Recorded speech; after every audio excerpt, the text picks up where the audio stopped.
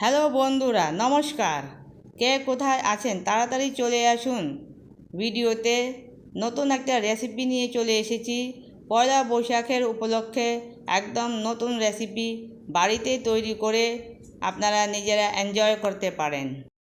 বাজার থেকে মিষ্টি না কিনে বাড়িতে যদি এরকম একটা সহজভাবে মিষ্টি তৈরি করে নেবেন তাহলে কত ভালো হবে, আর সবাই খুব পছন্দ করবে। একবার বাড়িতে তৈরি করে দেখুন। প্রথমে আমি এখানে 1 কাপ চিনি নিচ্ছি। এই মিক্সিতে 1 কাপ চিনি নিলাম, আর 3টে এই এলাচ নিয়েছি। এলাচটা ফাটিয়ে ভিতরে দানাগুলি নিয়ে নিচ্ছি, খোসাটা ফেলে দিচ্ছি। এই যে এখন এই চিনিটাকে ভালো করে মিহি করে পিষে নেব। এই যে পিষে নিয়ে এসেছি আমি। এই দেখুন কি সুন্দর হয়েছে পিষা।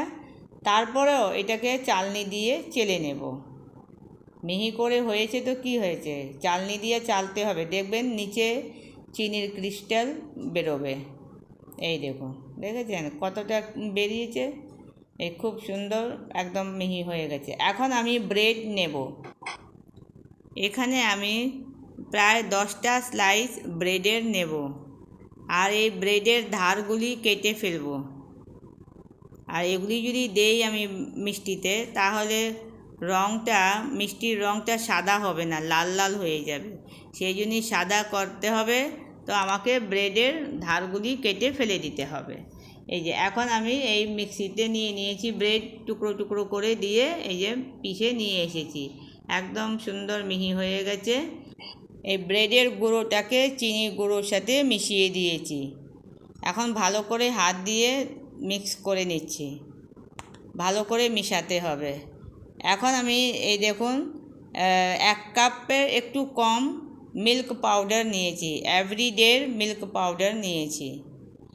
আর এই যে ওটা ভালো করে মিক্স করে নিয়ে এই দুধের সর, ডেলি আমরা যে দুধ জাল দিই, দুধের সর বেরোয়, ওই দুধের সর হলো একদম ফ্রেশ দুধের সর।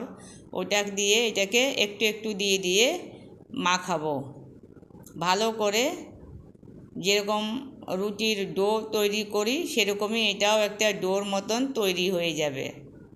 এই দেখুন অল্প অল্প দিয়ে মাখতে হবে, একবারে দিলে চলবে না।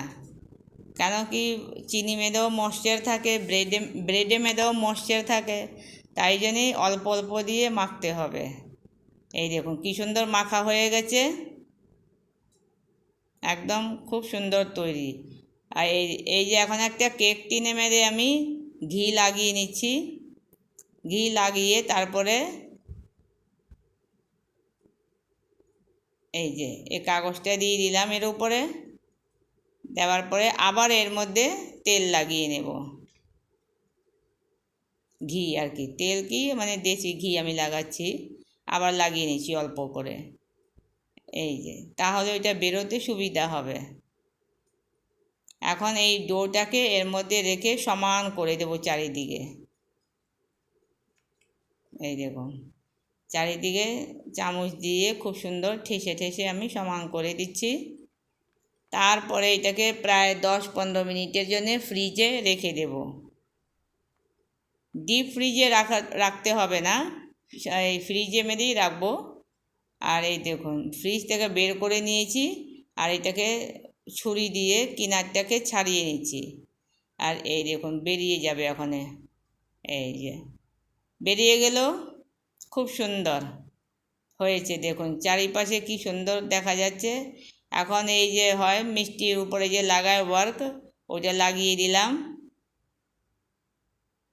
Silver work. আর এই যে এখন উপরে পিস্তা দিয়ে একটু গার্নিশ করে দেব।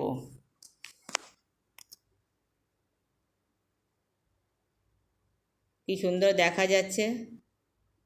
কার কার দেখে খেতে ইচ্ছা হচ্ছে একটু কমেন্ট করবেন। এই যে আমি পিস্তা দিয়ে গার্নিশ করে দিয়েছি, আর এখন ছুরি দিয়ে পিস পিস করে কেটে নেব।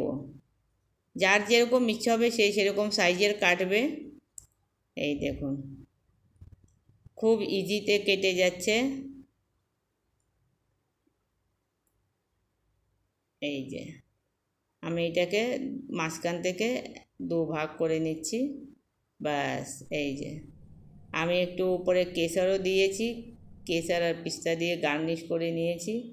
এই দেখুন কি সুন্দর মিষ্টি তৈরি হয়ে গেছে, একদম দোকানের মতন কালাকান্দ হয় ওই সেই রকম তৈরি হয়েছে। এই দেখুন খুব সুন্দর। আমার এই রেসিপিটা যদি আপনাদেরকে ভালো লেগে থাকে তাহলে লাইক, শেয়ার ও সাবস্ক্রাইব করার অনুরোধ রইল।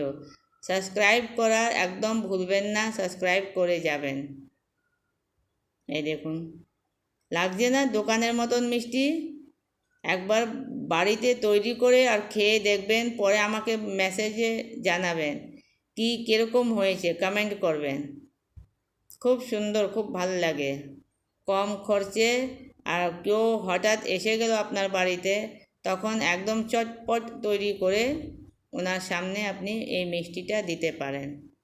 পয়লা বৈশাখে আমার তরফ থেকে আমার ইউটিউব ফ্যামিলি সবাদেরকে আমি নববর্ষ জানাই, শুভ নববর্ষ। আবার আসছি